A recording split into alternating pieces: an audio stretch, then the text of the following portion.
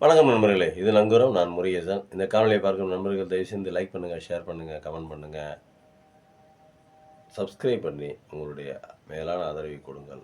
ஆகவே மறக்காமல் சப்ஸ்கிரைப் பண்ணுங்க. நன்றி, வணக்கம்.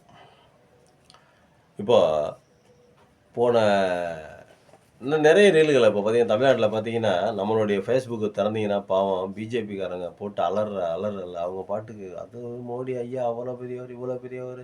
அவங்க வந்து நீங்க இப்படி பேசணும், இப்படி பேசக்கூடாது, அப்படி பேசக்கூடாது. அவங்கலாம் உலகம் பெரிய தலைவர்கள். அவர்கள பார்த்தா அப்படியே 56 இன்ச்சா பார்த்தா நாடே அலறுது.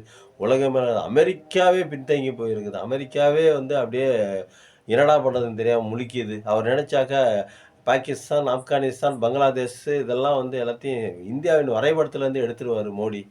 அப்படின்னு சொல்லிக்கிட்டே இருக்காங்க. நம்ம ஆளுங்க இங்க காணொளியில, அவரு பாவம் பார்த்தீங்கன்னா, மோடிய வர சொல்லி மோடிய அங்க உட்கார வச்சுக்கிட்டு, அங்கருந்து 100 பேர, 200 பேர கையில விலங்கோட, கால் கட்டோட அனுப்பிச்சு விடுறான் அங்கருந்து. நம்ம ஆளுங்க தப்பிச்சு போனவங்கள. அதில பாவம் பார்த்தீங்கன்னா, எல்லாமே வடநாட்டுக்காரங்க தான். "ஏப்பா அப்படி போறீங்க?" அப்படின்னு கேட்டா, அதுக்கு பதில் இல்ல. மோடிய பக்கத்துல உட்கார வச்சுக்கிட்டு, அவரு போய் கஞ்சி அடைய காட்டி ஃப்ளைட்ல ஏத்தி அனுப்பிச்சு விட்றா பேசிக்கலாம். எதா இருந்தாலும் பேசிக்கலாம் அப்படின்னு சொல்லிட்டு அனுப்பிச்சு விடுறாரு. நீங்கள் வந்து சௌக்கிதார், நீங்கள் வந்து பாதுகாவலர், நீங்கள் வந்து ஒரு காவல் அதிகாரி, நீங்கள் வந்து ஒரு பிரதமர். இந்த நாட்டை எப்படி பார்த்துக்கணும்? ஆமா நம்ம சுப்பிரமணிய சாமி ஒண்ணு சொல்றாரே, இந்த நாட்டுப்பற்றுல திருமாவளவன் பேசுனா, உடனே நாட்டுக்குள்ள எச் ராஜா சொல்றாரு பாருங்க. இவன் எச் ராஜா மட்டும் இல்ல, நெறைய பேர் அப்படிதான். திருமாவளவன் பேசுனா, அது நாட்டுப்பற்று இல்ல, தேச துரோகம். ஸ்டாலின் பேசுனா, அதுவும் நாட்டுப்பற்று இல்ல, தேச துரோகம். இன்னும் வேற யாராவது பெரிய தலைகள் அவங்கள இடல் பண்ற மாரி செந்தில்வேல் பேசுனா, அவரும் தேச துரோகி. அவருக்கு நாட்டுப்பற்று இல்ல. இன்னும் வேற யாரா யூடியூப் புரோட்டர்ஸ் போடுனா, அவரோட சேனல வந்து அரெஸ்ட் பண்றீங்க. அவருக்கு நாட்டுப்பற்று இல்ல, தேசப்பற்று இல்ல. அவரும் தேச துரோகி. அனைத்து பேருமே ஆன்டி இண்டியன். இன்னும் ஆமா எச்.ராஜா இவங்களுக்கெல்லாம் ஒரு வார்த்தை கேட்கிறேன் நானு. சுப்பிரமணிய சாமின்னு ஒருத்தர் இருக்கார்ல, அவரு பேசினா மட்டும் ஏன் பம்புறீங்க? ஏன் அதுக்கு கருத்து சொல்ல மாட்டேங்கிறீங்க? இதுக்கு நான் பதில் சுப்பிரமணியன்ட்ட ஒருத்தர் கேட்கிறாரு. எச்.ராஜாட்ட ஒருத்தர் கேட்கிறாரு. நீங்க வந்து சுப்பிரமணிய சாமி வந்து இப்படியெல்லாம் சொல்றாரு மோடியை பத்தி. அது நீங்க என்ன நினைக்கிறீங்க? அப்படின்னு கேட்டா, இங்க பாருங்க இந்த கேள்விக்கெல்லாம் நான் பதில் சொல்ல மாட்டேன். இப்போதைக்கு பிரதமர் செய்றது தான் கரெக்ட். அந்த பிரதமருக்கு செய்றதுக்கு எதிராக யாராவது பேசினாலோ, நடந்துக்கிட்டாலோ அவர்கள் வந்து நாட்டின் தேச துரோகிகள், தேச விரோதிகள் அப்படின்னு தான் பார்க்குறேன். அப்படின்னு சொல்லிட்டு 2டே வார்த்தையில முடிச்சுட்டு பேசிக்கிட்டாரு. ஆனா, திருமாவளவன் ஒரு வார்த்தை சொல்லிட்டா வண்டி வண்டியா பேசுவாரு. ஸ்டாலின் ஏதாவது ஒண்ணு சொல்லிட்டா வண்டி வண்டியா பேசுவாரு. உதயநிதி ஸ்டாலின் ஏதாவது ஒண்ணு சொல்லிட்டா வண்டி வண்டியா பேசுவாரு. செந்தில்வேல் ஏதாவது ஒண்ணு சொல்லிட்டா வண்டி வண்டியா பேசுவாங்க. யூடியூப் புரோட்டர்ஸ், மைனர் அவரு, இவரு எல்லாருமே எத பத்தி பேசினாலும் உங்களுக்கு அப்படியே பொத்துக்கிட்டு வந்துரும். அதெல்லாம் பேசுவீங்க. சுப்பிரமணிய சாமி சொல்றாரு, அவர்ட்ட போய் கேளுங்களேன். எல்லாருமா போய், "ஏய்யா அந்த மாரிலாம் பேசுற? நம்ம ஆளு தானேய்யா" அப்படின்னு. இதுல என்ன தெரியுமா சொல்லியிருக்காரு? அவரு அ என்னது? அமித்ஷாவிடருந்து பதவிய பறிக்கணும் அப்படின்ருக்காரு. அமித்ஷா ராஜினாமா பண்ண சொல்லல. பதவிய விட்டு விலக சொல்லல. அமித்ஷாவே போயிட்டமிருந்து அமைச்சர் பதவிய, உள்துறை அமைச்சர் பதவிய பிடுங்கணுங்கிறாரு. பிடுங்குறது வேறங்க. ராஜினாமா கடிதம் எழுதி குடுத்து ரிசைன் பண்றதுங்கிறது வேற. ராஜினாமா பண்றதுங்கிறது வேற. அவர்ட்டருந்து பிடுங்குவது அப்படிங்கிறது அது ஒரு கொடூர செயலுக்கு துணை புரிந்திருக்கிறார். இவருக்கும் இந்த பதவிக்கும் லாயக்கு இல்ல. இவர் இருக்கிற பதவி லாயக்கு இல்ல. அதனால இவர்ட்ட இருந்து இந்த பதவிய பறிக்கணும் அப்படின்னு சொல்லிட்டு பறிக்கிறது. சுப்பிரமணிய சாமி என்ன சொல்றாரு? சுப்பிரமணியன் என்ன சொல்றாருன்னா, பறிக்கணும்னு தான் சொல்றாரு. அவர் ராஜினாமா பண்ணணும்னு சொல்லல. பிடுங்கணும்னு சொல்றாரு. பிடுங்குறதுக்கும், அதுக்கும் சம்மந்தம் இல்ல. அப்படி இருக்குது. அதாவது இதுதான் வந்து இப்படிதான்.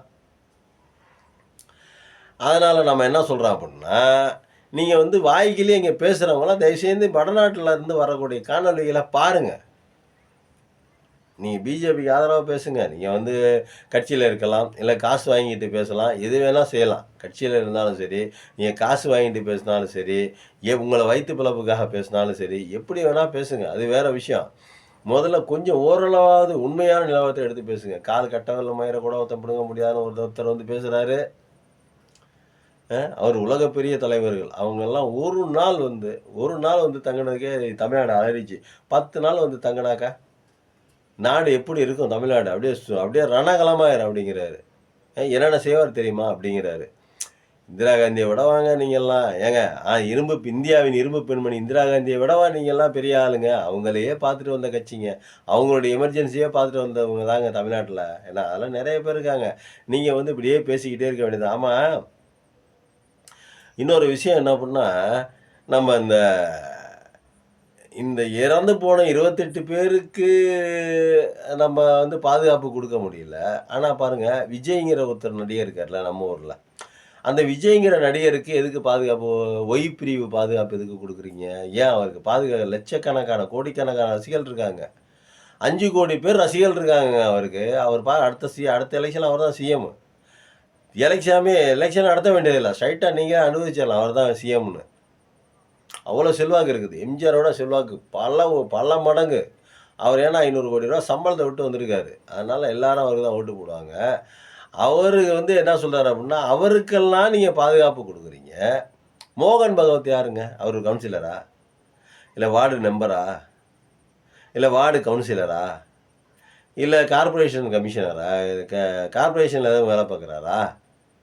இல்ல ஒரு அதிகாரியா? ஒரு ஐஏஎஸ், ஐபிஎஸ் படிச்சுட்டு ஒரு அதிகாரியா? எதுக்கு அவ்வளோ அவருக்கு போலீஸ் பாதுகாப்பு?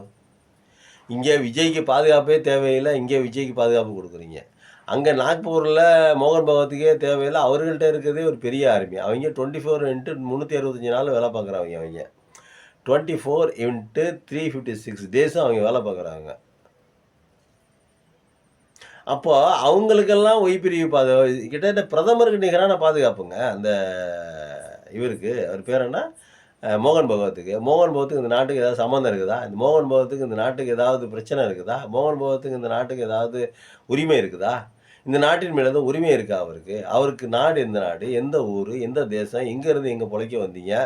இப்போ உங்களுக்கு என்ன தேவை வந்துச்சு? ஒரு சாதாரண கவுன்சிலர் கூட இல்லாத ஒரு மனிதருக்கு பாதுகாப்பு ஒய் பிரிவு, இசட் பிரிவு பாதுகாப்பெல்லாம் கிட்டத்தட்ட ஒரு பிரதம மந்திரிக்கு குடுக்கக்கூடிய அளவுக்கு பாதுகாப்பு எதுக்கு குடுக்குறீங்க? அப்படின்னு கேள்வி வர தோணுதுல்ல.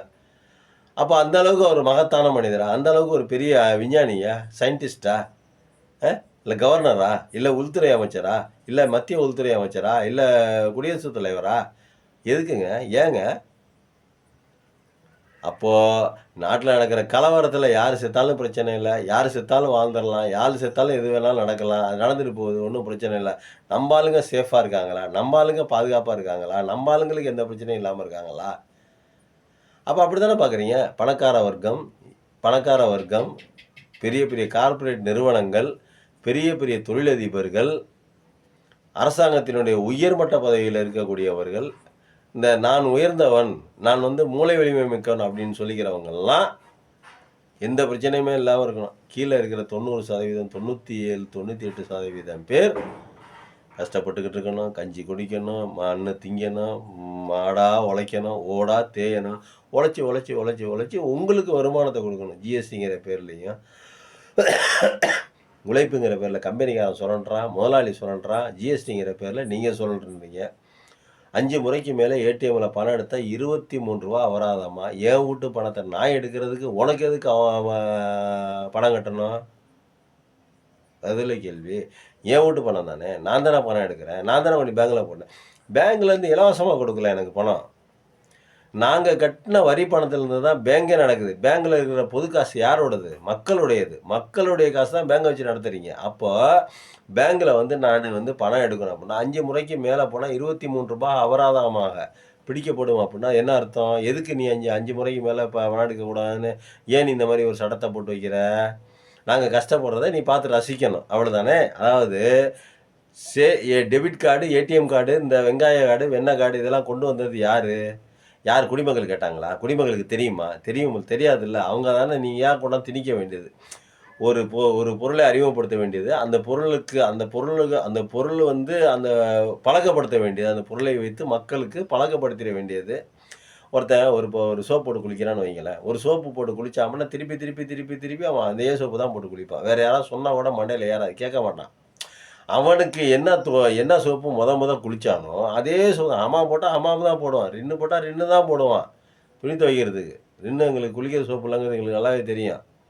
பவர் போடுறவன் பவர் போட்டுட்டே தான் இருப்பான். அரசன் போடுறவன் அரசன் போட்டுட்டே தான் இருப்பான். பொன் வண்டு போடுறவன் பொன் வண்டு போட்டுக்கிட்டே தான் இருப்பான். ஏன்னா, அவர்களுக்கு மனதில் கிட்டத்தட்ட தைத்து விட்டது. இதுதான் அப்படின்னு.